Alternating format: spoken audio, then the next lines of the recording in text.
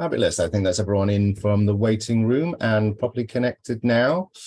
So good evening, everyone. If you are joining us from the UK, thank you so much for coming along tonight, not least of all considering the glorious weather that we are all having today. So we very much appreciate you taking that time to be with us this evening. We have a wonderful event lined up for you. That is the second in our Well+Fair State series. Tonight's event, as no doubt you will know, is called Born to Be, the Youth of Tomorrow. It follows up from our first event, which was called the DWP, reimagined if it was the Department of Wellbeing and Potential. And with all of the events in this series, we are kind of looking to explore kind of where we're at right now, because the situations we find ourselves in are obviously far from perfect, but we think they kind of make perfect sense, and that we shouldn't be surprised where we find ourselves or how we got here, because all the conditions have been created to kind of propel us in that direction. And we need to not shy away from that, because in understanding it, we can create a different set of conditions that open up all sorts of possibilities. And potential pathways that could take us to different places, because we may not like quite where we have arrived at the moment, and we may not feel like we have the control, sometimes influence or power, but the people that we know and the people that we see on our screens have been responsible for that. And as a campaigning organization for basic income, the reason that we're doing this series is based on a wonderful quote that we've been using quite a lot recently, which is that basic income doesn't solve every problem, but it makes every problem easier to solve. And the purpose of this event series is starting to envisage a society that we imagine it is created as we want it to be, and it's rebuilt from some foundations that probably need to be different. In the context of this, we think basic income is one of those foundations, because if people have economic security, they have the freedom to think and do things and understand the problems they face and collectively come together and change them. But the event itself is not explicitly about basic income at all. It's a conversation to think about the challenges that we face together and the things that we feel about those challenges, and to really explore, to start to understand what the realities of those challenges are. So we have the main focus of tonight's event, as I say, is going to be a conversation. But before we get to that, I thought it'd be really useful for you to get to know our speakers a little bit. So we're going to give them about 5 minutes each to share some of their experiences and thoughts, and maybe a little bit why they are here tonight. So I'm going to hand over to Finn. Thanks, Johnny, and thank you to the UBI Lab Network for putting on this amazing event. I think it's going to be really insightful into hearing about youth voice today. So where I want to touch down in this conversation and kick off tonight is, the way I see it is that economic insecurity is holding youth voice back. The individual in the current system operates in a way that reduces us to economic units with outputs and overheads. We're growing up on a stage with diminishing social security, safety nets. We have to perform harder for less in return. Higher education has been taken over by the market, and we're judged by our efficiency as young people rather than our own well-being. The cost of living crisis, the COVID pandemic, and austerity has disproportionately impacted young people. We've had to trade our free time for insecure labor, time where we could be developing flourishing relationships that in return would cut our social isolation and improve youth mental health. There has to be something to offer young people to engage in the workforce, and this goes for engagement with the political process as a whole as well. You know, young people care about climate, we care about policing, minority rights, housing, but until you design solutions in conjunction with young people, you won't get the buy-in that you want in the systems that we're subject to. And that's why I was so proud the other week to speak at the launch of the Equality Trust's Your Time, Your Pay event, which was created in consultation with young people and myself. The results that we pulled from polling showed that there's a distinct lack of employment education among young people right now. We found that young people lose up to 1.65 billion in overtime wage theft every year. Approximately 100,000 young people are never paid for their overtime, and 2/3 of young people enter the workforce with no education on their employment rights. And this kind of brings me to why I'm here today. You know, the balance must be shifted in favor of young people so that we can lead these flourishing and secure lives. And if we are to shift the sort of same lens of analysis to low voter turnout in youth demographics, you know, I've had it said to me countless times by older adults at networking events that young people simply don't vote and they don't care and they don't protest anymore. But this attitude or perception completely ignores the wider context of a hostile environment to young people that offers little in return for our vote or our time. And it ignores the fact that protesting is becoming increasingly more difficult in the current political climate, with restrictions on voting and protest, disenfranchising youth voice in general. You know, power isn't shared equally in the current context, and until we reevaluate what our offer is to young people and meet them halfway, there's no point blaming young people for a situation that wasn't created with us in mind. You know, we are, as young people are aging into so-called left behind towns and communities, yet the offer itself hasn't changed.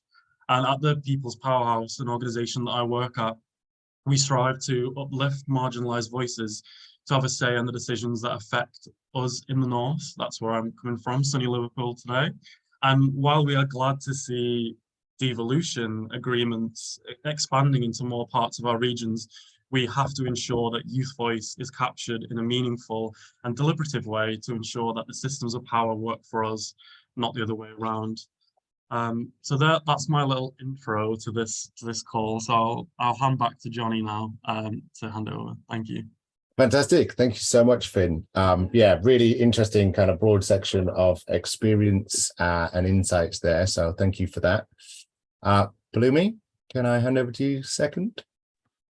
Yes, thank you, Johnny, and thank you to Finn, and thank you to the UBI network, lab network for having this event. I think it's really, really important. And I would like to start off with how I even got involved. And it was because Molly had messaged me and said, oh, you know, it'd be really cool to come on to this event and whatnot and speak.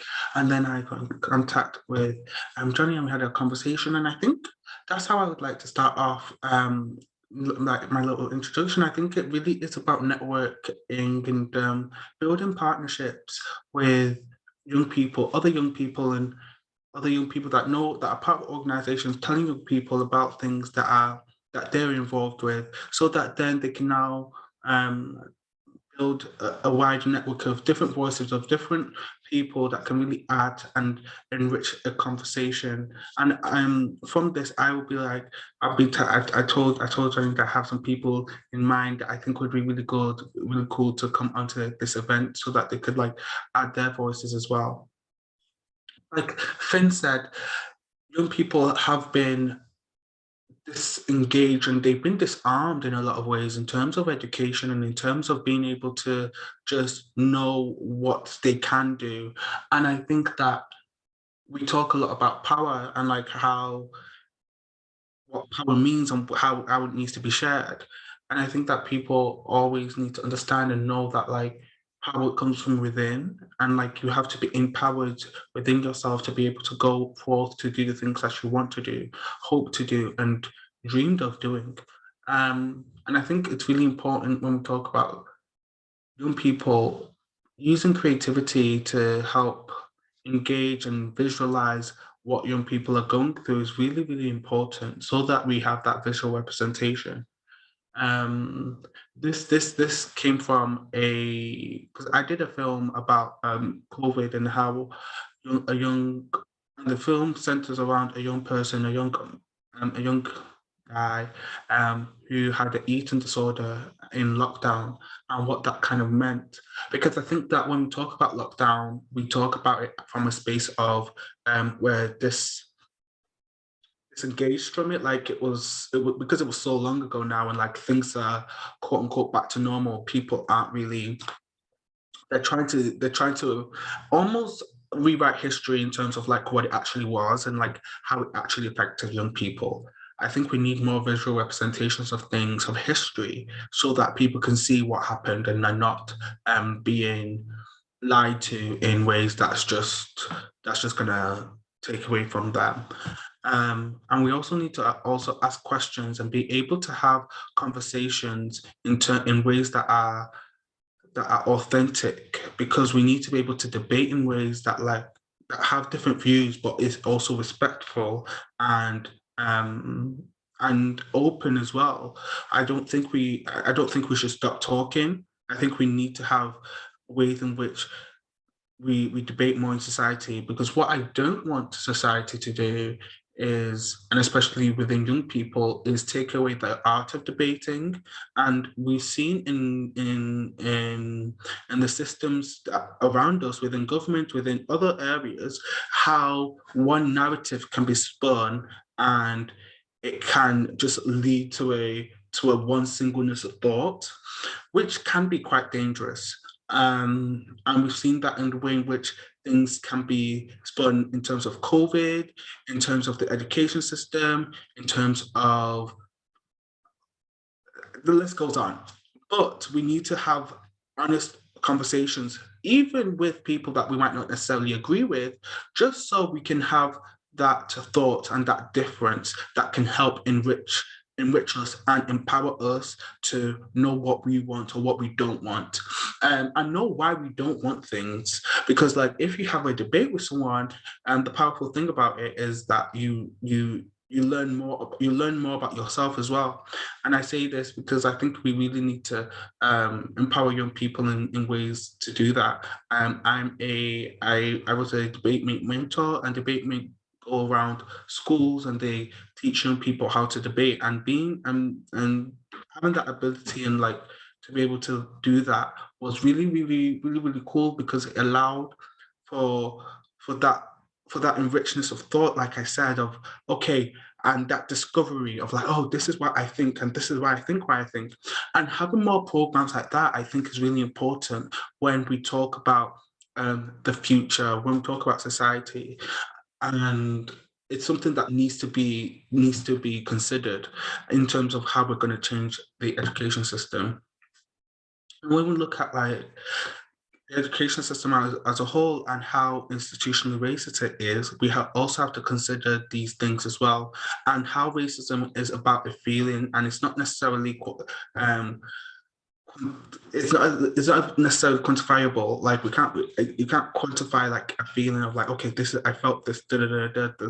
Like it's in that conversations like that need to happen, and like what that looks like, and how we need to change the different systems that weren't made for certain people, but we still have to coexist within it. Um, yeah, I think I said a lot and I said enough. So yeah. Brilliant. Thank you so much. There was, so much within that, all of which was really kind of passionately conveyed and sets the scene really nicely for what I think is going to be a wonderful conversation. But before we get to that, I'm going to hand over to Molly. Hi everyone. Thank you so much, Finn and Palumi. You've really set the scene now. But no, this is amazing. I'm feeling a lot of energy, and I'm looking forward to more of our conversation. I am here, I'm sitting here on Zoom, because I'm a young person that is surviving, not thriving. I'm a young person that has not been safeguarded. I'm a young person that has experienced many disadvantages in my life. And in the shape of that, because of that, I am very grateful now to sit here as a resilient young person that wishes to advocate for other young people that might not necessarily have that voice and have the autonomy. And I believe that every young person deserves to be happy and healthy. And I think if we get through all of these institutional challenges that we're facing, adversities, I think if we reframe it in the way of, we do think about, well, who's actually impacted by this, and we think about young people and how amazing they are, and how they are the young people of today and tomorrow, then actually a lot of that baggage does go a bit. And it can get really overwhelming to think about all of these challenges that we're currently facing together. But I think the together part is really important, and we can't lose hope on that. So like I said, like, what is it like to be a young person today? For me, I just feel like, every day I'm just here. I'm not necessarily thriving. I'm not feeling like I'm empowered, enfranchised, like Finn was talking about. And I'm not the only one. I speak to a lot of young people in a very similar situation, and we all say the same thing, and we all make the same noise, but yet we are being we're struggling to feel listened to. And this is where a few months ago I was in consultation with OECD on the concept of human flourishing. And it's also something Finn picked up on a minute ago as well, which is interesting because we haven't spoken about this before. And this new idea is that these 7 countries are trying, including the UK, Germany, Canada, are coming together to try and think about reimagining an education system that is flourishing. So not behind a set of textbooks, not behind some grades that go from 1 to 9, but instead something that will allow young people to feel empowered and to feel enabled. And I thought, since that was 3 months ago, that's just really stuck with me, and that's why now I attend these events, because I want to add to that. I want to help other young people flourish too. And I think one thing to also say is that there is a lot of opportunities for young people now more than ever. I do see them around, but the problem is it's like difficult for us to self-actualize and for us to feel empowered. So though, whilst there might be a LinkedIn post or there might be something on Twitter, it's actually really hard for us to fill out that form and believe in ourselves. And so there's something mismatched there. There's something that needs to help us, and something that needs to help us feel enfranchised. And I think it is the support from the older generation. It is having these conversations and reducing those stigmas. It is just being honest with ourselves, like Palumi was saying. Some of the things that I'm really passionate about, like I said, safeguarding young people. Currently, there are 650,000 referrals of young people needing protection. And that's referrals, so where they've actually gone and reported this. And that to me is really scary, because that is a very big number, but I can only imagine that it's much higher than it is, because I was also one of those young people. But I'm also passionate about loneliness, and actually being on this call, although it might be on Zoom, I actually feel a sense of belonging, just because we're sitting back having a relaxed chat in the evening on a lovely summer's evening. And that's something that is really we take for granted, but yet over 1.7 million young people are feeling chronically lonely. And again, I'm one of them. And now I advocate for young people experiencing loneliness and opening that conversation, because it can have really debilitating impacts on our mental health and well-being. And I think there is a common theme here that all 3 of us have spoken about in the last 10 minutes. And it's the fact that there's a lot of adversities that we're facing. They're impacting our well-being and mental health. But there's one thing we can't forget, and that is doing this conversation together, just being honest with ourselves. And I think there's just one thing I really kind of want to wrap up on before we get into the real conversation, and that is, if you want to go fast, go alone, and if you want to go far, go together. And that was something I listened to a year ago by a lovely, wonderful speaker, Kes Atreya. And ever since then, 12 months ago, it's stuck in my brain, and I thought I'd like to share that with you guys to just ponder on. So yeah, thank you. It was lovely to meet you, and I'm looking forward to this conversation. Brilliant. Thank you, Molly. Again, yeah, wonderful. That it already feels like you have just said it, like it feels like we're having a conversation rather than maybe some of the traditional formats that we're used to. So for those that have joined a little bit late on the call, I will repost the format for the evening in the chat for you. But we're now going to have about sort of 30 minutes or so of just in conversation between the speakers. So you've already touched on kind of a number of the provocations and questions within that scene setting, which is, what is it like to be a young person today? What do you think are the most important issues young people face in this hostile environment, which we're all endeavoring to exist in? And how does that actually impact people day to day, which I think all of you have made references to so far. So there's obviously a lot more to unpick in that. But also, because this event series is about imagining the future that we would like to see, I suppose there's an element of how you think things could be different. And if it was, what impact do you think that might have on the individuals that it's directly affecting, but maybe in a slightly wider context of how our communities, neighborhoods, regions, and nations might be different too. But otherwise, I'm just going to hand over to you guys now to enjoy the conversation that already started. Thank you so much. That sounds... Yeah. Did anyone want to speak about something that they'd listened to already? Yeah, but I wanted to also just say as well, like, I think it's so important to be like honest now, like about the things that you're going through and the things that we're feeling. I think that like young people, because I've seen one thing I've seen is like young people, I don't know now, this might get a bit, I just feel like young people have become so like there's a heaviness that some young people are carrying of like sadness or depression or anxiety. And it's like that is so, it's so heavy and you can see that and it's like, how did we get here kind of thing. And I think that like having conversations whereby we address those things are very, very important. And although they might be difficult, it's very important to have those conversations of like, how do we change it? How do we make things better? Like, what do we need to address systemically as a whole, really?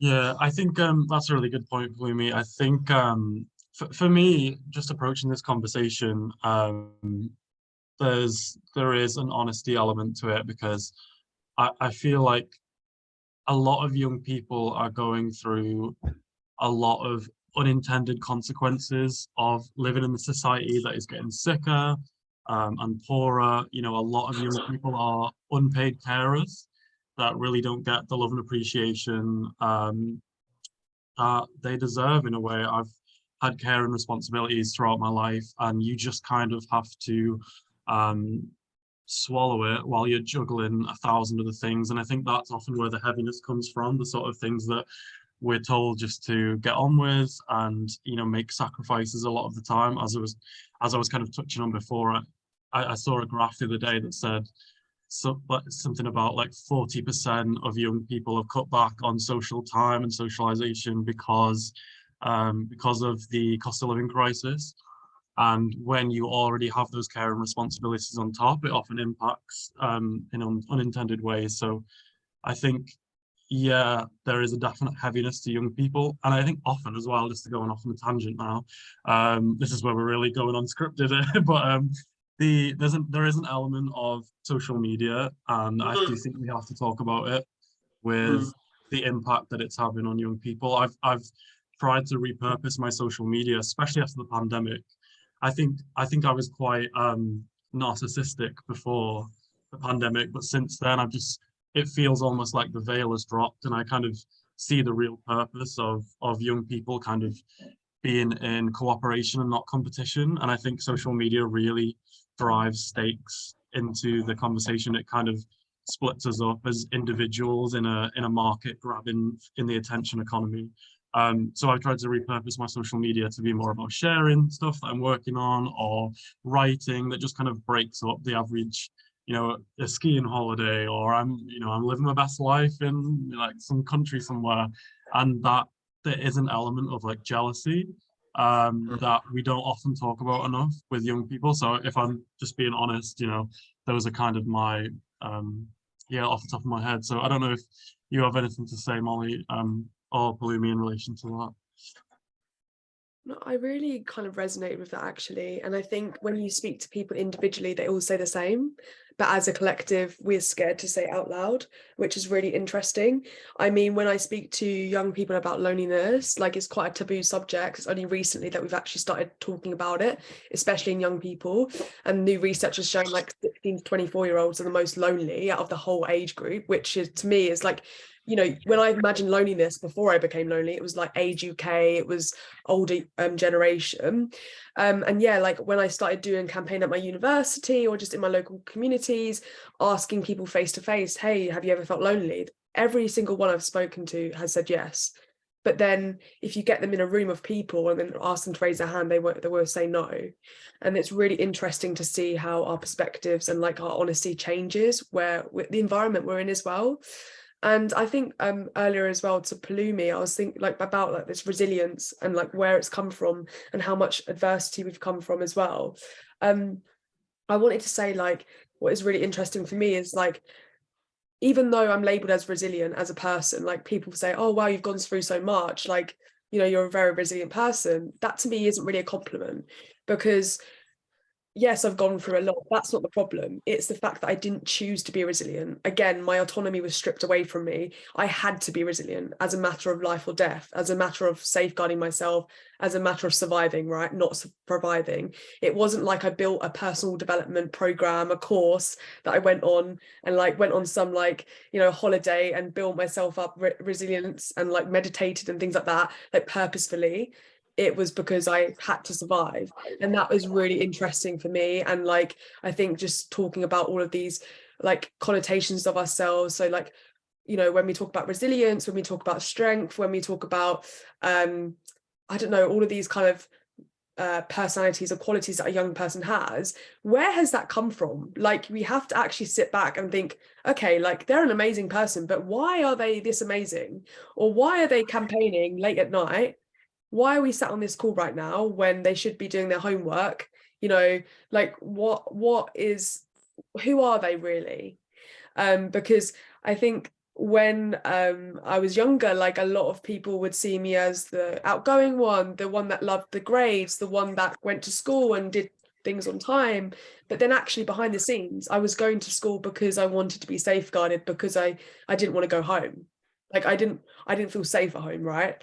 So but they didn't see that because they didn't ask me, hey, what makes Molly Molly? Why are you so resilient? Why are you so strong? What adversities have you faced? It was always the positive side of things. And I think that's something I would like to leave just there for us to think about and maybe come back on a bit later. But I thought that fit quite well, which is quite interesting because we're all very different people and very individuals. But it seems like even just the three of us had very kind of, we've got overlapping experiences. Yeah. And you know what's so interesting? When I look back at like life and like, okay, you know, how I started, what in this youth social action journey, I think when you are responding to the society around you and you're not thriving within it, you get a sense of you can't fully enjoy it because it's like it's not something's wrong here that you need to like try and like investigate or try and like work towards making better.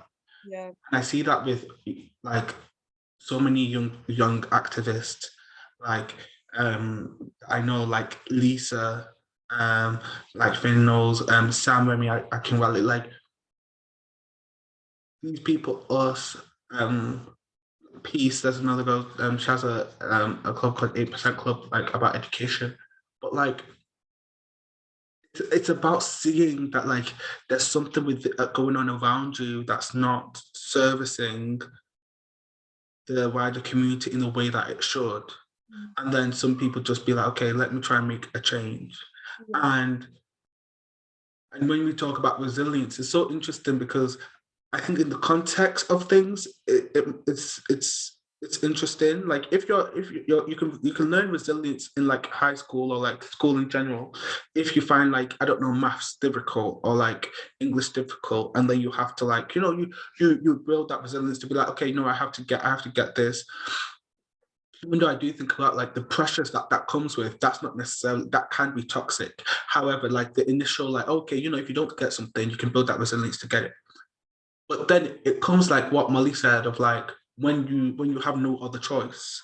And I think it's about choice here of like what do you do when everything literally has turned their backs and you have to like pick yourself up and like, you know, really fight for life, really. And you might not even want to fight for life. It comes to survival. And once you're in that state, it's like you just have to keep going. There's a quote, I think it's from a TV show. It goes, it says like, and when you're going through hell, keep going.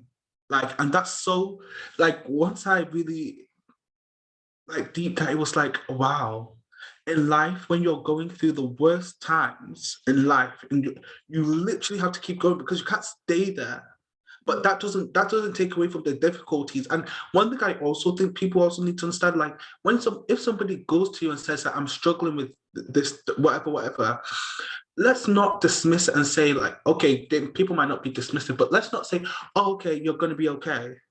Or like it's going to be like as if to, and then full stop it there and be like, okay, it's going to be okay, that's it, let's move on. Yeah, you can say it's going to be okay, there's things to do, or you can just listen to someone, because I think what that takes, it takes away that yeah, okay, everything might have ended up okay, but I still have to go through it. Like I'm still have to like process it. So let's understand that, because then what that would do is like allow people to be like, okay, yeah. And then let's move on. But if you don't allow that people that space or that environment to literally just breathe, you're taking away something from them.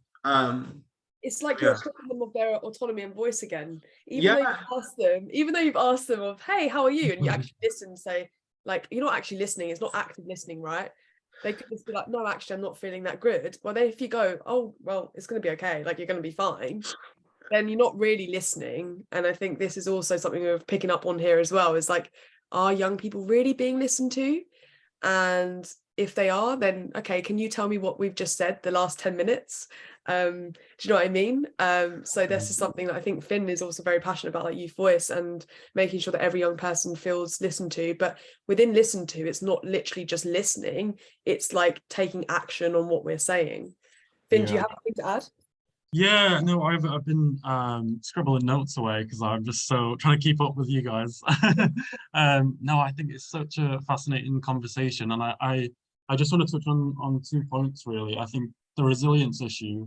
I think, yeah, in the current playing field, we're kind of we're told to climb a mountain instead of running on a treadmill. You know, to give you a terrible metaphor, but the resilience often comes about as a hardship, and youth advocates in general often find themselves feeling passionate about something at the intersection where the social safety net has failed, right? So like a lot of the stuff you were saying, Molly, about like safeguarding and wanting to go to school because you felt unsafe at home, you know, that's a point where the social safety net has failed you essentially, and that's kind of it came at a time where you had to be resilient. And you know, similarly with my caring responsibilities when I was 17, and I had to look after a terminally ill family member, you know, during my A-levels, that kind of came about because of the welfare state failure and because of all these hidden inequalities. And that's kind of what draws me to UBI in general as a concept, because I think that if we'd had UBI back then, you know, maybe things would have been different. Maybe outlooks for family members would have been more positive. And it might, yeah, that resilience that we've had to come about as a failure of the safety net might not actually, you know, we might just be able to, what's that quote? It's like, you know, I have to work long hours and pay my landlord's rent when I just want to lay in a field with daisies. You know, it's something silly like that, but like the resilience always comes about at a point of failure. So, and it leads to burnout. It really does. Like there's so many young people who feel this pressure on the shoulders to give and amplify youth voice, and you know, we don't really oh, thank you, Morgan. That's a very nice comment in the chat there. The voice of the youth is what is needed to be listened to and acted upon. Thank you. But yeah, I think that those are my 2 points really. I don't know if you you have anything else. Oh, that's very good. I think, these things we're talking about are very big, right? They can get quite scary. We have to be frank with it, because that's literally what's happening every second right now. Like, there's children being unsafe, parent responsibilities, racism, etc., right? Like, constantly going on. So we can't like wish-wash around it and like ignore it, because otherwise the conversation just won't start. But I think we're in times where we're feeling quite like overwhelmed by these things, and yeah, like, because it can get, and I'm going to be honest with it, it does get burnt out, and it does feel really depressing at points. I think the thing that I would change, or maybe like Finn was saying with how he wishes UBI Lab Network was there when you were going through those things, I think just having a conversation, literally like what we're doing, it's not that hard. Like, when we think of change, we think we have to go to Parliament, we have to get an act put through Parliament, it has to pass, we have to do some sort of petition, huge protest. Well, actually, just bringing a couple of people together, even someone that hasn't learned of these things before, just opening their mind a little bit more about the adversities that other young people face, or maybe other people in general, just general public face. I think that's really powerful. And I think that's something I've learned already from tonight, is just like, if I'm feeling down, if I'm feeling lonely, or if I'm feeling like I need to talk to someone, I have the power to use my voice and talk. So I need to go and do it. And I think a lot of us can learn from that. And we don't necessarily have to put the whole world on our shoulders like us young people usually do, to try and create a drastic change. Actually, the change is right in front of us, just on a Zoom call. Palumi, do you have anything about that? Do you resonate? Yes, I do. I think like so interesting, because you just never know how powerful you are, I think, and we haven't been taught that. We haven't, and you really have to find that and make ways to find that for yourself. I think that like I sometimes when I think about like the things that the opportunities that I've been given, or the opportunities that I've like worked out for myself, or like just worked out in general, I kind of just, it's kind of like a thing of it's a greater will, a greater purpose within you that like forces you to do those things. And it can be scary, but it can be scary, but that in itself, that fight for better is good. And you have to like sit within it and be like, okay, you know what, this, I'm trying to do this, I'm trying to do that. But then I also think that like one thing that I'm trying not to do is don't psych yourself out of things in life. Like sometimes, like, you deserve to be in certain spaces. You deserve to be loved. You deserve to be looked after. Like, and and you deserve to be heard. Like, we need to start having these kind of conversations within ourselves, with the people around us, so that there is that understanding of, okay, of care or self-care. Because I think what we also need to have a conversation about is these systems are failing. They're failing us, right? Health systems failing, education system, like these things are failing us. So now we really have to now look inward within ourselves and be like, okay, what can I do to help heal myself? What can I do to help like calm myself? What can I do to help better myself in certain ways? And but this isn't me saying like, oh, okay, because that means that know everything, know what you're going to do. No, that's not what I'm saying. What I am saying though is that whatever we thought that we could, low key depend on, fundamentally we can't, and fundamentally it's been taken away. And that's an issue, because it's like, well, this is something that is meant for us, by us. So we still need to fight for that. Don't get twisted. However, we also need to like learn, as hard as it would be, as hard as it is, we do need to learn to take care of ourselves. That's a really good point, Louis. I have a question for you two. Suddenly I'm moderating. Yeah, I think I've heard a lot about, youth voice and things like that, and I've never kind of bought into the myth that the media kind of peddles that youth is in direct opposition to people who are older. I think that is a dividing tactic that people use to kind of square us off against each other and see these individual kind of issues as completely separate. Oh, I see we've got some good questions coming up in the chat now. I'm sure we'll touch on those shortly. But yeah, I don't know how you kind of think about that debate about youth voice versus older people, because I've always felt that, like, in my community, we try and help each other out equally, and there's never kind of there's never a dichotomy between us there. So I don't know what you guys think about that that kind of issue in general.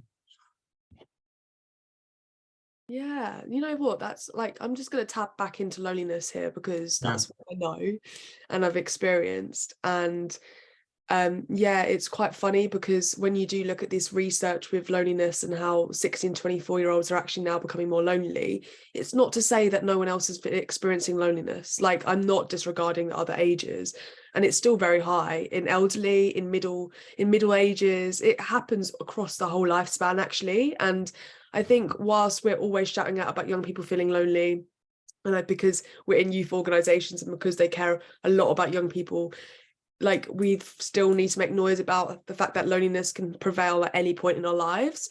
And that's really interesting when we try to navigate that and change the direction of narrative there, because as soon as you say, oh yeah, I'm a young person, I'm in that bracket of 16 to 24, it does feel like it excludes other people. But actually, us young people are the most collaborative of all, I think. And coming back to earlier, like, something that really interested me, I think Palumi was saying about the resilience of young people again. What I really love about young people in our generation is how open-minded we are and how we do speak openly about how we're feeling, like a lot more recently. And I think so, in regards to your question, I would hope on a personal level and an individual level, for me, that there is no difference between old and young, kind of that segregation there. I think that we would like to be as a collective human body, because even if an old person is old now, they were once young before. And I think that's the thing for me as well, is that why are we, when we're talking about young people, why does it feel quite disconnected from other ages when they've all gone through that same life age as well?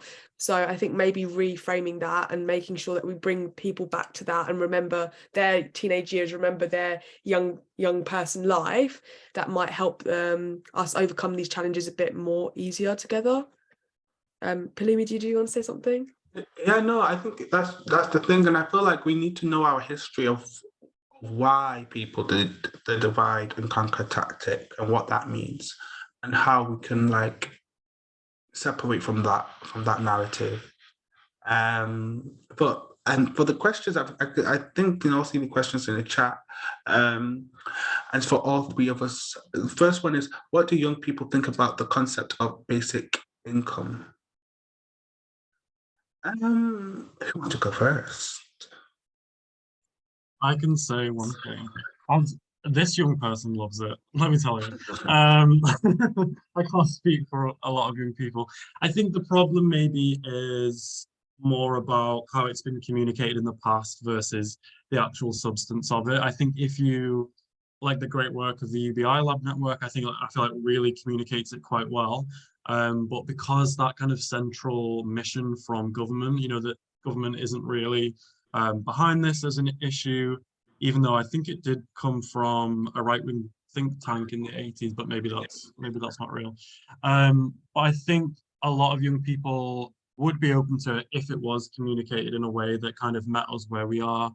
I've spoken to some people who don't really understand it and still have a lot of hold-ups about money in general, and I think that's probably because of the economy that we live in. The last 40 years have really individualized us and sort of made us economic units, that have to pay the bills on time and look after your own kind of patch of land and I'm all right, Jack, that kind of thing.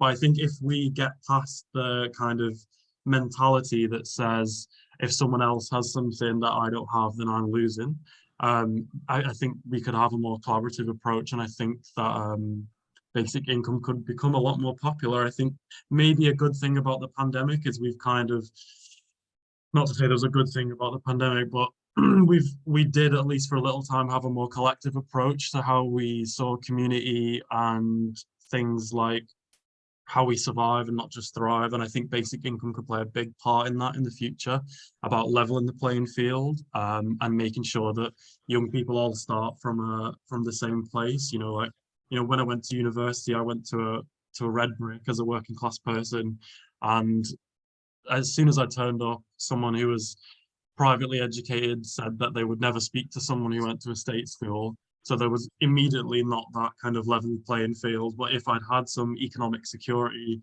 maybe I'd have felt emboldened to you know, to call that inequality out. Because you know what it's like on payday, you feel like you've got no problems, like, hey, like it's kind of like the best day ever. And if we had that all month round from a basic income, then we would probably make better choices from that place. Yeah, sorry for hogging, but I don't know if you guys have any opinions on question one. Lumi, did you have anything? Yeah, I just want to say thank you to Renard for asking the question as well. I think that it's really important that people understand that society has changed. COVID has made society change in all its aspects. So what we thought, what was working, clearly what isn't and wasn't. So introducing something new is needed.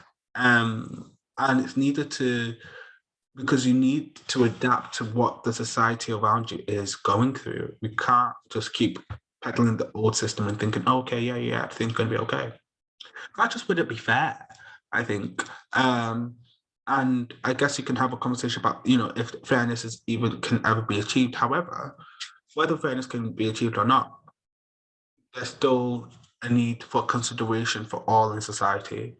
And my thing is, why can't people thrive? And if this is going to be something that helps someone do that, why not at least try it? Like, the thing is, at least you can try something and see what it is in actual practice before like writing something off, if that makes sense. I think it's important just to just try something, try something different. It's okay. Yeah, I would. Can I, if just to jump on that point, Bloomy, if people are interested in basic income pilots and things like that, that are currently pilots going on across the UK. So I believe there's one in Wales. I think there's one in Jarrow, led by Autonomy and Basic Income Conversation. So I think if we track those results as a collective and we kind of see how those things are bared out and pull things from that about how we can communicate the results and the net benefits to people's lives, I feel as exactly as Bloomy said, you know, let's just try it and see what happens, because, you know, it's only going to benefit us. I'll go back to you now, Molly, if you have any thoughts. Yeah, I was going to say, like, I'm going to be honest, before I got in contact with UBI Lab Network, I didn't know what basic income was. And I think a lot of young people don't. There's a lot of jargon being thrown around at us in these recent years, and we honestly don't know what to believe sometimes. So I think the most important thing for me was in terms of how you think you can reach out to young people and advocate for basic income, is just having a conversation with them, like approaching them and saying like, hey, do you know what this is? And this, you know, kind of just, yeah, not kind of putting opinions on things like, and being defensive, and just sitting us down and like asking our opinions, because like we've been speaking about this whole time, is like, we do have voices, we have these experiences, we actually have a lot of baggage that we've gone through, and we kind of want to talk about it. Like we do want to get it out, and we do want to share our experiences, but we sometimes just need to be asked, hey, how are you? Do you like this? Do you have your opinion? And I think that's just the one way to start off. And then I think slowly, by starting that conversation it's kind of snowballs into a movement, right? I mean, that's how I Will started. That's how Youth Network started. That's probably how UBI and Lab Network started. It's just by an idea, just by conversing, and then it's becoming supported. So I think, I think the thing is what Finn said as well, like young person language, like changing it to that is really important, because we are in a different generation. Sorry. And so now young people are more receptive to different things, so maybe having a look at that. But I thought I'd be honest with that and say I didn't know, which is really interesting. And I thought to myself, what would my answer to that question be like, or different? Would it be different if I had known about it, when I was growing up in those situations? Maybe reflecting on it now, knowing that what I've gone through now in terms of and then like how basic income perhaps might have benefited me. Maybe I think economic insecurity has a lot to do with neglect, has a lot to do with safeguarding, and I feel like potentially it could have helped safeguard me and many other young people. So maybe that is something that is really important. And I think if you help young people feel curious about it, and if you help it really resonate with their stories, then I'm sure that other young people would definitely support it. Yeah. I think we're getting some questions now. But the second question was, do young people think that a basic income will improve their lives? I don't know. I think that, like Molly said, I think the vast majority, and I don't want to speak for all young people, by the way. So I would just say, from my perspective, I do think that like a vast majority of young people might not know what it is. Like I'm a bit like Molly as well. Like really learning about what it is really important to know about. To know. But yeah, I think it's really just important just for young people and just society in general, just to try and see what it would look like. And like Finn mentioned, there are trials that are going on, which I think is amazing as well. And I think that like to see that on like the small communities, and then to try, and then that's a really cool. And then you can now see what it would look like on a national level as well. Like I think we have to be creative in the thoughts and the ways we advocate for change and for change to happen. But yeah, what do you guys think about the question? Thanks, Palumi. I think I just want to say before we move on to the other questions that I think framing of the debate is so important. So the great work of the Joseph Rowntree Foundation and Frameworks UK are, if you have a look at that report, if you Google talking about homes, they kind of reposition how we speak about housing to one about, as we were kind of touching on before, about enabling flourishing lives and enabling people to have homes and not just 25 square foot apartments that have like leaking roofs and things like that. I know as a young person myself, I'm constantly battling like the kettle's broken, oh now the door's jammed, and it's just like you're trying to keep up with all these things. And we need to frame the conversation in a way that makes sense to people's lives. So, I think my main takeaway from this event is, and that I would implore people to use in their comms about UBI, is someone getting something is not a detriment to you or your community if you don't get it, because we're all just trying to survive. And if one person gets something that is a benefit to the community, it's not a cost benefit, some kind of IR situation. I think that if we can expand these trials, I think that's a great way of showing the economic benefit to communities. And I think that, I think as we this space gets more funding and more money, then, funding is a very important topic, and we can have conversations about funding, and framing is really important as well. I don't know if you want to touch on Louis' point that we have. You've all spoken really well on loneliness. So my question is, how could we tackle loneliness in young people and in general? For example, how do we create a sense of community and empowerment for young people to feel listened to and confident in themselves? Over to you two. I think I'll touch on this first because this is my little baby. Yeah, so this is a really good question. Thank you for asking. So just a little bit of background from my perspective. I started experiencing loneliness, like chronic loneliness, at 21 years old, and I'm now 23. So it's been about 2 years, and it happened quite suddenly, and I didn't know how to conceptualize it. I did not know what loneliness was. I thought it was depression. I thought it was anxiety, because there's a lot of labels that young people are attached to, and that we do get attached to and labelled from. And so I thought that it was a mental health condition, but loneliness isn't. And so I think that's the first thing that I want to touch on, is like actually having an understanding, a universal understanding of what loneliness is. Because when we don't understand it, we don't even know how to recognize in ourselves. And that's when it becomes really dangerous and detrimental to our well-being, because it took me 6 months to like reach out for professional help.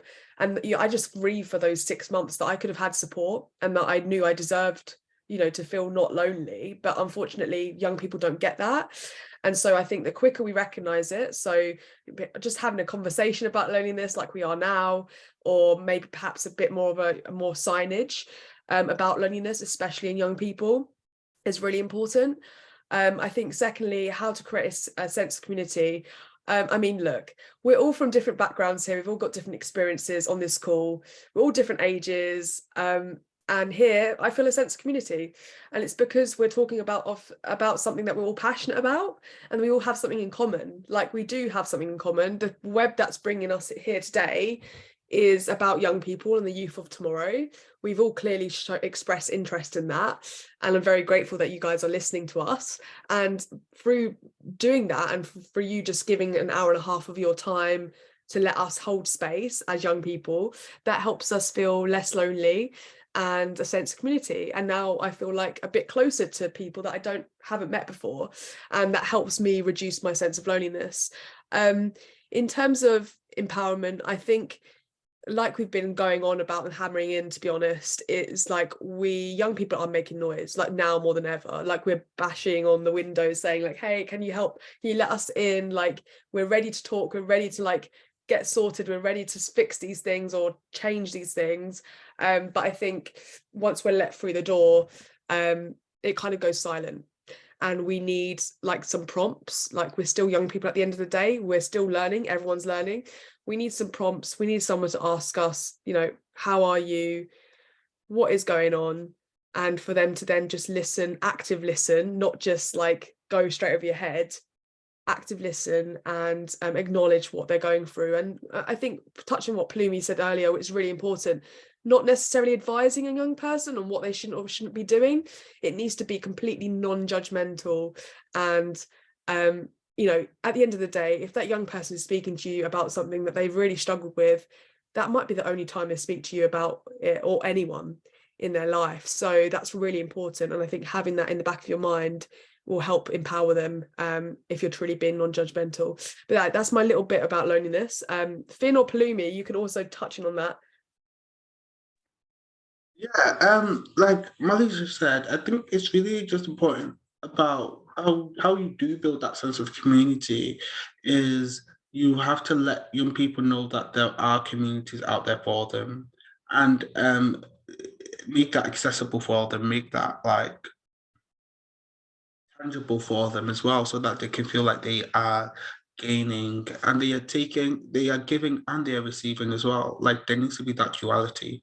Because I think another thing about when we have this conversation is what's the people always say, or like, why, or like, what's the motive, why young people, because on paper some people would say that, oh, young people should be thriving. There is social media, there is, work opportunities, there are all these things. And yet we still have a lot of young people who are not. And we're not thriving in that way. And I think that what that shows is that you can have all the things in the world. You can have all money, this, that, and like the resources, all of that. But if young people don't have quality time to be spent with, they don't have that interaction, they don't have that sense of belonging, that doesn't matter. And like social media clearly doesn't give that. So it doesn't give that at all. So we need to have that. We need to be honest about that. It just doesn't. So the things that do to like youth clubs, don't take away funding from youth clubs. Why would you do that in life? In life, why would you do that? Why would you take away like after school clubs? Why would you not let young people, explore the arts or explore politics or explore? Why would you not let young people do that? Why would you feed young people to be able to be like, okay, let them eat? Like, what are you so scared of that you're taking all these things from young people? What is it? That's the question, I think, because it's like we need to address these things, because all young people did was be born. That's it. That is it. They were just born. So let's just remember that. Yeah. Thanks, Bloomy. I just want to touch on a point that you've just talked about, the fear.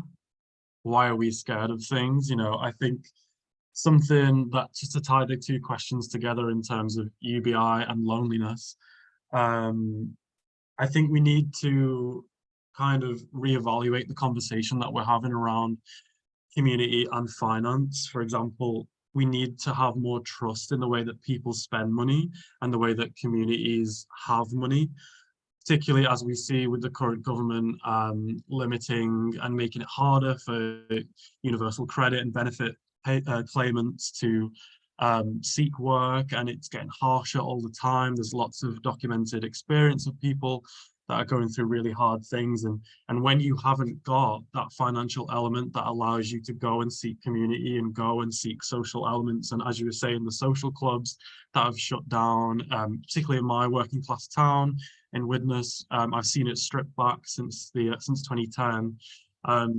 to basically nothing. And there is perhaps on this call we can put a call out for a UBI for young people 16 to 24. Maybe that's an area that we can explore, because if young people were to be trusted with money and to make our own financial choices, maybe that would also tackle social isolation, as it were.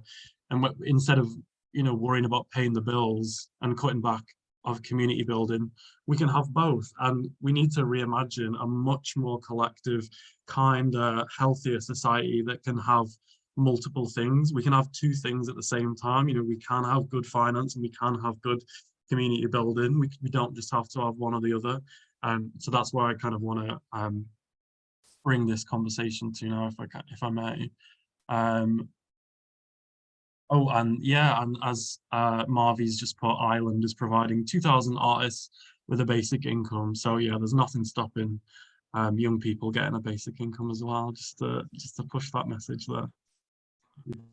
Yes, and I also think it's really important to talk about like the education of finance for young people as well, like knowing how to budget, knowing how to plan for things, knowing how to pay for things, because that is just a whole other thing within itself that people need to also consider. Yeah, I just wanted to add that into the conversation. Yeah, I think that we've got some questions. Yeah, I've just seen Louis just put in the chat that I've lost it now. I think, did you say something about there was a youth group? Yeah. Louis? I was I accidentally sent it. I hadn't finished writing it, but it was, there is a UBI lab youth group, but it's currently inactive at the moment. So yeah, sort of like in the back of our minds, we're thinking about like restarting it and stuff. Yeah. Right, today's the day for that. Yeah, definitely. Thank you so much, guys. I have a question, because, like you say, I think we've covered all of the questions that have been asked directly in the chat. We've also had some really interesting comments and insights. So thank you so much for sharing all of that, everyone on the call. So my question requires a little bit of explanation because it's about something called collective illusions, which is something that I've been learning about recently. And at a fundamental kind of level, a collective illusion is something that is kind of often celebrated or predicated through society, but when people are asked their individual opinion on it, that they don't actually think that at all. And there's some amazing research that's been done in terms of the what people kind of view as success meaning, where they did a huge study, 76 kind of definitions of what success looked like. Collectively, this was in the US, something like 70% of people thought that other people put fame in the top 5, but more than 80% of the people surveyed, when asked what mattered to them, put fame 76 out of 76. And it's this idea that if we don't, which we all bear the responsibility for, if we don't question these collective illusions, the collective illusion of one generation becomes the belief system and ideology of the next generation. And I just wanted to ask the, I suppose, quite big question. What collective illusions do you guys see in society that are kind of already happened and have influenced a generation or two, or that you can see rising now, that if we don't come together and call out together, put the next generation, even beyond yourselves, at risk of significant harm? Yeah. If I can just touch on that quickly, Johnny, I think the biggest thing for me is perceptions of the other in society. So we've got a lot of toxic discourse at the minute about people, you know, our communities are getting bigger, and I think that's a good thing. But there's a lot of misconceptions, particularly around the treatment of people seeking asylum and people on benefits claimants who, you know, for example, we're told that people mismanage their money and they don't believe in a UBI, or they don't believe in a strong safety net because they will mismanage their money. And I think that when you actually drill down into the numbers, there isn't that fear of the other on an individual level. There isn't wide toxic fear, as Palumi was touching on before. It's often driven by narratives that don't really have our best interest at mind, because they are set up to ensure that we don't look at the collective picture, as you were just touching on there. Although I do think that fame would be slightly higher on my personal agenda.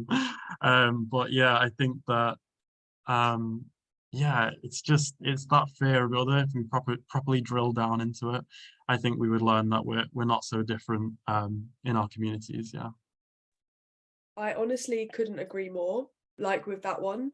What was interesting is I just went to India, and obviously in the West we have quite a lot of biases and prejudice against different people, different continents, othering, Orientalism, which was coined by Edward Said in 1978, and he believes in this othering, like just demonizes people because they're of a different background, and it's still going on, and this was said in 1978, so I can definitely resonate with that now. And I went to India, and I was told, like, hey, here's a report, here's some things you should probably, you know, be aware of, you know, safety for women, violence against women, you've got things like poverty, loads of things that I had to prepare for to go there. I did not once open that report, because I was like, look, I've not been there before, and also why should I have to build up this new bias or prejudice against a country that I haven't even been to yet? Actually, I should be experiencing it for what it is and meeting people for who they are and connecting with them, because they're human, right? And I'm so glad I did that, because when I went there, it challenged all the prejudices and biases that I had deep down in my subconscious about India and about other South Asian countries. And actually, they're most kindest people.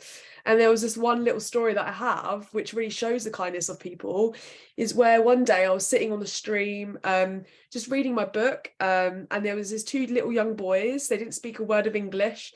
They were picking some litter from the stream. And I was in the path of some cows, shepherding cows, which is quite funny, but I was. And I really don't like cows, so I got quite scared, and I slowly got up from my seat, and I kind of walked back a little bit, and I got a bit scared, and the cows came face to face to me, and they were sniffing my things, and they looked very like angry. So I was really quite scared. And then these young boys were looking at me, and they were like concerned for me, even though they couldn't speak English. They had a universal language that I was in danger, right? So then after the cows left, they went and got my stuff for me. They were 4 or 5 years old. They went and got my stuff for me and brought it to me. And I said, thank you. They didn't understand what thank you meant because they didn't speak English, but they just knew that I was in danger. And I think that's a little token of what I got from India and how amazing people are. And just coming back to you, Finn, of this othering is really damaging, not only just to other people, but to actually our internal dialogue and our subconscious. Like the amount of heaviness it actually does put on you when you're thinking about other people in a different way, in a negative way. It actually has more impact on us than it does them, I think. So that's my little token there, Finn. Thank you so much for that. It was really interesting. Bloomy, did you have anything? Yeah, I love that. That's so like that's so wholesome. Like, and I think stories like that need to be shared more. I would say the thought that technology is going to save or help. I don't know how to put this. But like technology as a whole, right? Like I think there needs to. I feel like from the previous generation to this generation, there's been like, oh, okay, like social media. Social media was initially started to like help make better connections with people to keep people having connections. That was what it was initially made for. Now, if we look at how it is right now, and the damage it's done, we need to like we need to like really think about that. And when we're looking at in terms of like AI and all of that, the things that people are saying it's going to do now versus we just don't know. And that's the thing, we just don't know. So I think we need to like have a conversation about what the relationship with technology and what that would mean to stop this kind of thing. Yeah, I don't know if that, I hope that like kind of like makes sense. Yeah. It does make sense. Yeah, I think that's a really interesting viewpoint, especially with the AI thing. It's very topical at the moment with young people. It is. And it needs to be a conversation.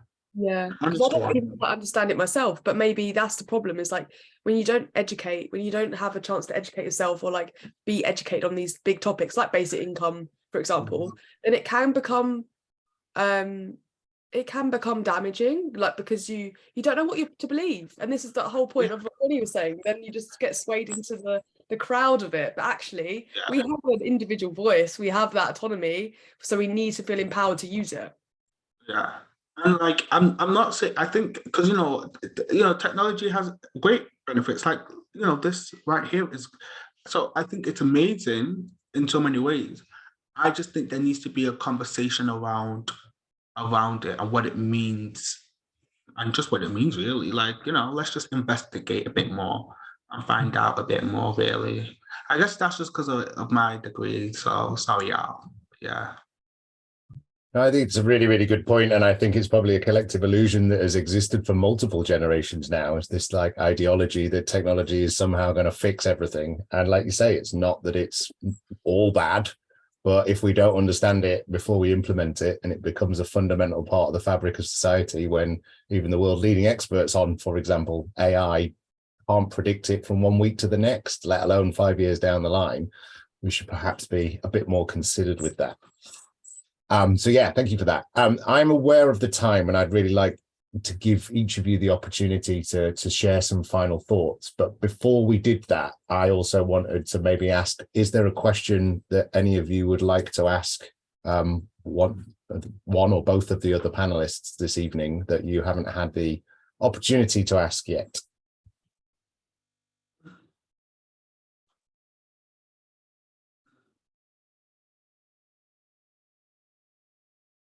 Maybe we've talked a lot about like safeguarding. I think all of us come from a place of safeguarding, which is really nice, that we've been able to connect through that. maybe my question for you guys would be, look, when we're reimagining a world where every young person feels safe, and their voice is also loud but also clear, so like they're being listened to, what do you think like this would look or feel like? Like, imagine yourself as that young person, if we could. How do you think like you would feel like, or would you see your life much different or not? Maybe open to any of you.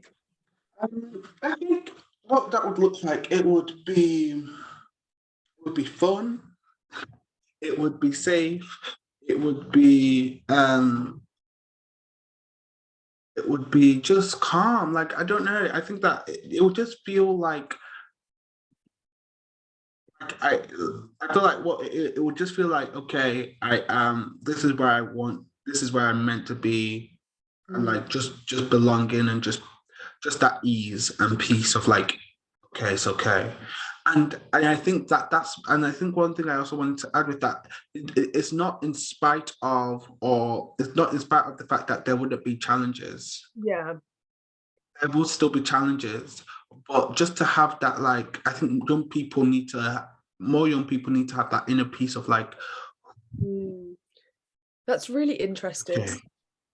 That's really quite interesting for me, because that to me is just saying to me that like we're in a stressor society, and actually no one really knows how to stay calm, which to me is quite alarming. I mean, when I was in India, like that was the first time that I felt peaceful in like 4 years, like truly at peace with myself, with no thoughts, which was just crazy, because again, with these prejudice and biases about these different countries, you think that it's going to be really chaotic and all of these negative things, but actually it was the opposite, and now to the point where I want to live there. So that was really interesting. Finn, did you have anything?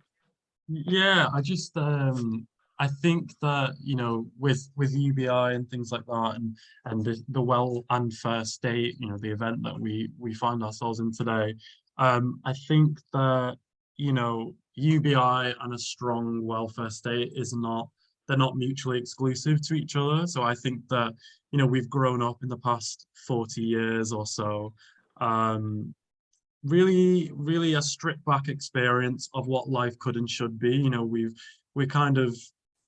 We operate as individuals, as I was touching on before, without, I would never even consider putting myself into, for example, so the social housing system as a young person.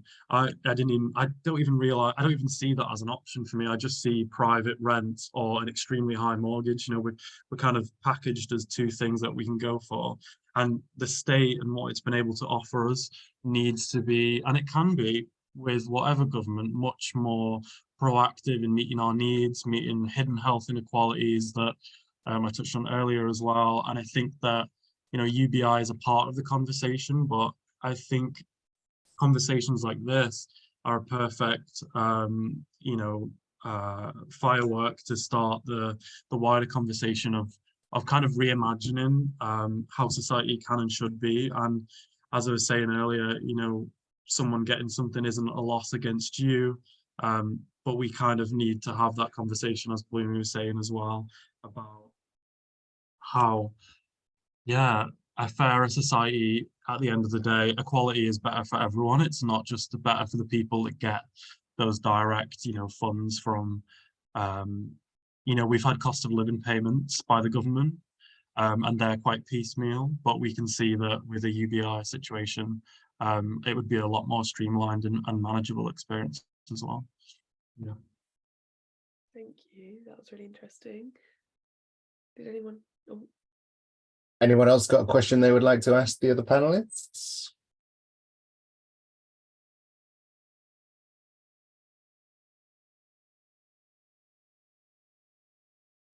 Yes, I've got a question actually. I guess my question is like, to the other panelists, is like, for young people or just people in general that do want to get into like, that youth social action space of like, oh, how would you like, what would you tell them?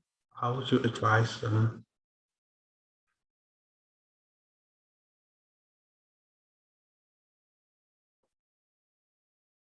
I think that's quite a difficult question, actually. Even though it's a simple question, it is a difficult one.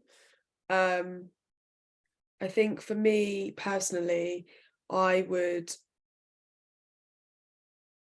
ask them to look for opportunities. But like I was saying earlier, is like with these opportunities, we don't necessarily feel like enfranchised to apply for them, or feel like we are worthy of applying for them yet, especially if at the very beginning of the social action journey.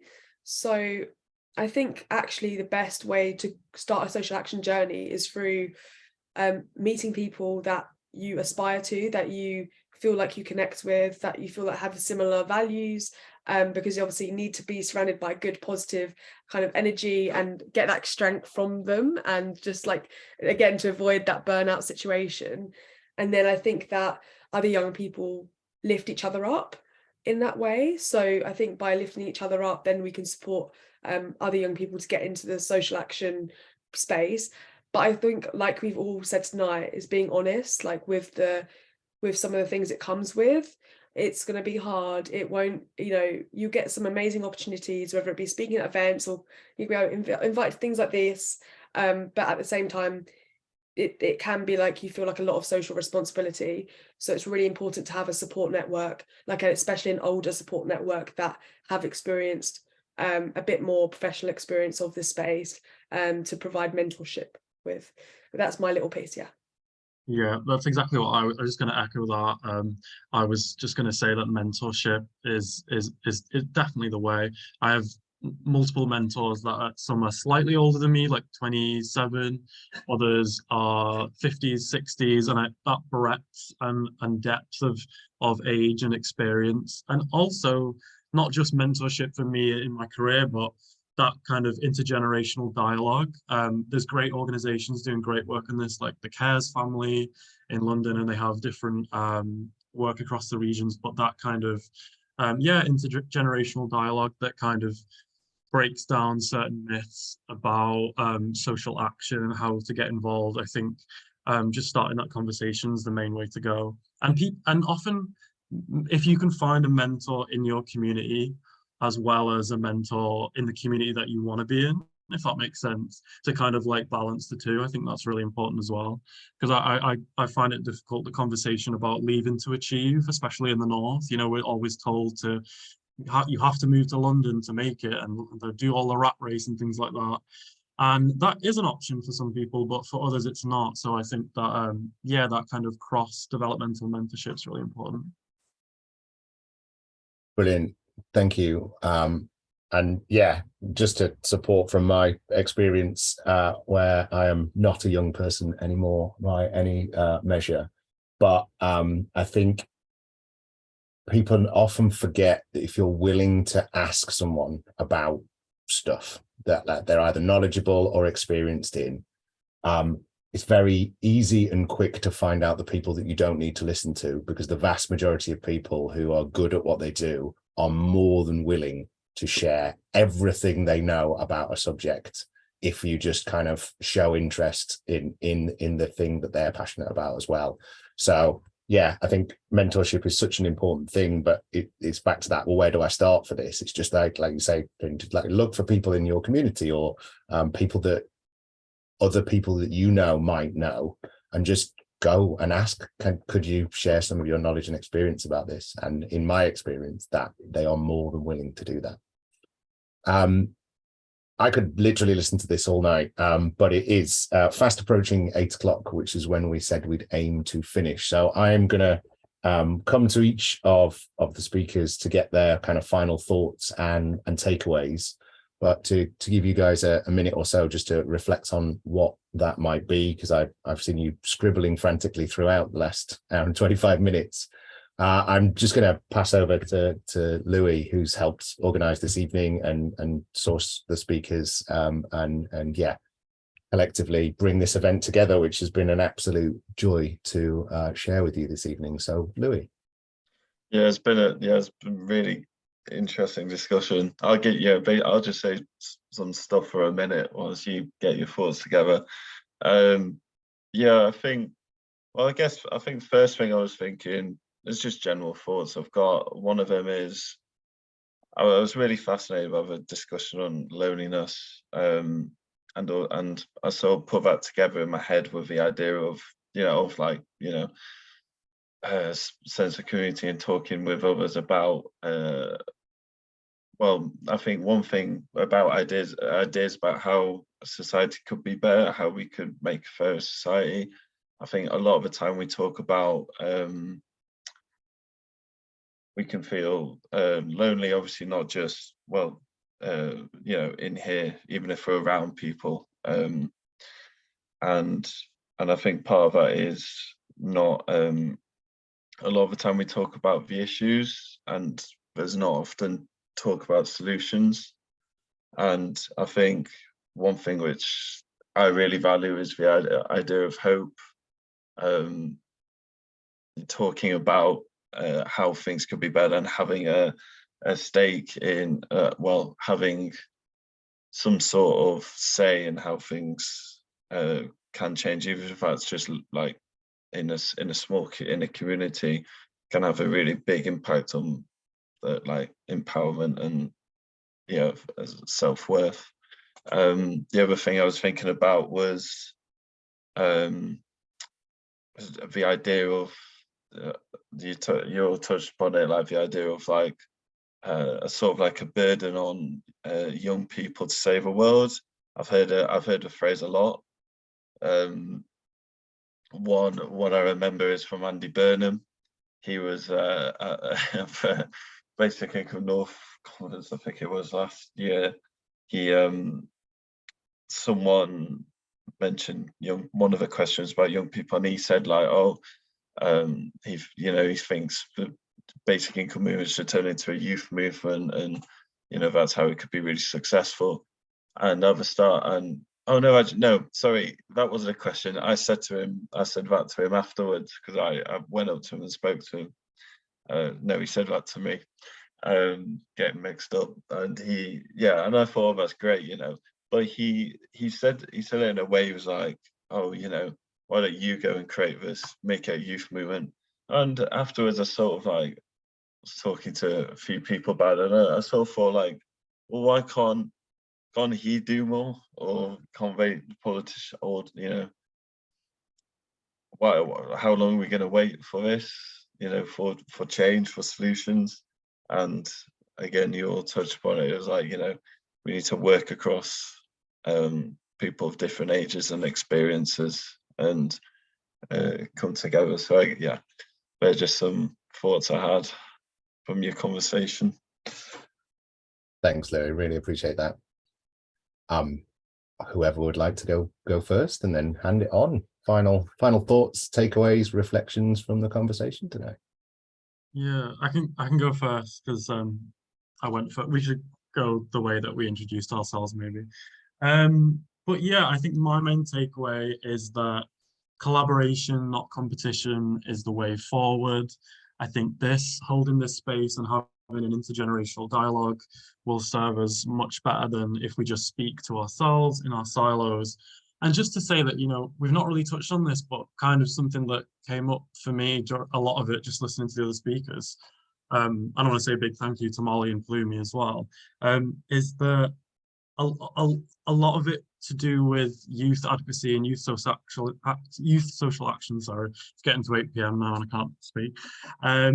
But there's a imposter syndrome present in all of it, and I know I've felt that a lot of my life, going to university and doing internships that were unpaid and things like that, and always being the kind of junior person in the room. But you are amazing no matter what your age. You deserve to be in that space. Take up space, and really don't second guess yourself, because you are the only person that you're gonna know your whole life, and you have to be the source of self-regard. You have to kind of take up space, because no one else is going to do it for you. But yeah, just to say a big blessing to everyone on the call, and yeah, just go out there and kill it. Thanks. Yes, honestly, like what Finn just said, I think it's really, really so true. And like, thank you to Molly, thank you to Finn, thank you to UBI Lab network, or even holding the space, and the fact that I'm even like here. I think it's amazing. I think it's amazing that we get to have these kind of conversations and these kind of spaces.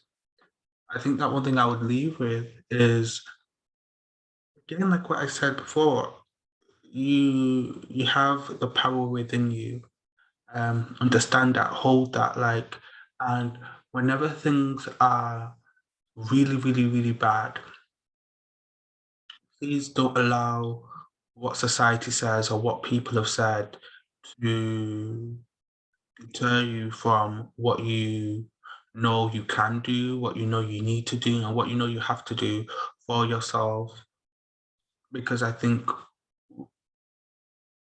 you can't allow that to happen.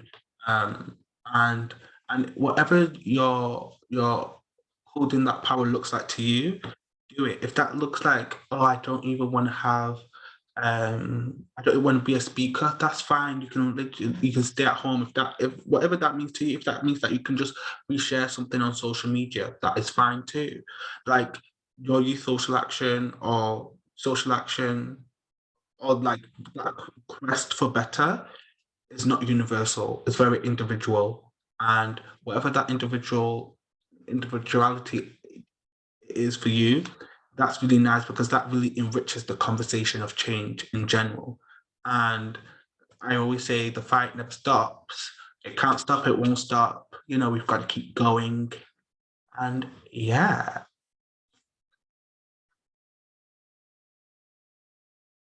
Thank you so much, both of you, and Johnny and Louis, and just all of you for being here, like taking your time out. It's been wonderful. I just wanted to be short and sweet with mine. I was just gonna say, like, don't let us be like, after this call, don't let us be like the people on the underground tube. Like earphones in. Like, now let's take our earphones out. Let's actually sit and listen to the noise. And I think that's really what encapsulated tonight, is just like literally as simple as having a conversation with another person, let alone a whole group of people via Zoom, can change so much and can help your well-being so much, and can actually help you feel a bit more hopeful, which I think is really important in times like these. So yeah, thank you so much. And I think I'll wrap it up there. Wonderful. Well, to reiterate, the thanks that everyone has already given. But yeah, it's been special this evening. So thank you so much for making the time to be here, to all of our panelists, to Finn, to Palumi, and to Molly, but also to all of you for joining us on this wonderful sunny evening. If you are in the UK, you will be very pleased to know that the sunset this evening is not until 9:20. So there's a good hour of it left for you to enjoy, if you can get high enough up to let the yellow rays flow through. But yeah, just to reiterate Molly's closing thoughts there, really, and it's also been shared in different ways by our other speakers. Like, we are all in this together. Everything affects everyone. You can't be independent of it at all. There's one ship, and if it starts going down, we all sink with it. So let us keep having these conversations. Let's keep holding the brave spaces for each other. There are no safe spaces. That is an illusion that we all hold. But let's keep listening to each other. Let's keep sharing what we are really feeling and what we're really facing, and see how we can support each other in making things a little bit better. Our next event, we are still confirming the date for, but it's going to be focused on our conversation around the climate and a just transition. So as soon as we have that, we will let you know. But once again, thank you so much to all of our panelists and for sharing your time with us this evening. Enjoy the rest of your. I'll see you soon.